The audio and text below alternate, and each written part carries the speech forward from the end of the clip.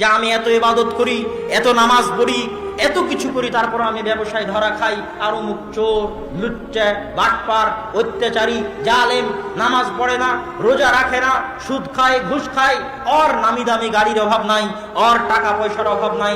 এটা কেমনে হয়? এই প্রশ্ন করাও প্রমাণ করে যে তার মধ্যে জ্ঞানের অভাব আছে। রাসূল সাল্লাল্লাহু আলাইহি ওয়াসাল্লাম বলছেন, ইন্নাল্লাহা ইউতিদ দুনিয়া লিমান ইউহিব ওয়া মান লা ইউহিব। আল্লাহ দুনিয়া দেন, দুনিয়ার সফলতা, দুনিয়ার টাকা পয়সা, দুনিয়ার ধন দৌলত, দুনিয়ার বাড়ি গাড়ি, লিমান ইউহিব ওয়া মান লা ইউহিব।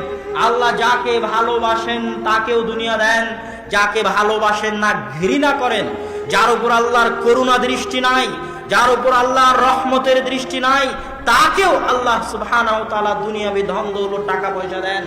আর আল্লাহ সুবহানাহু ওয়া তাআলা তার ইবাদত করার সুযোগ, তার আনুগত্য করার সুযোগ, তার দাসত্ব করার সুযোগ শুধু তাকেই দেন যাকে আল্লাহ সুবহানাহু ওয়া তাআলা ভালোবাসেন। আল্লাহু আকবার।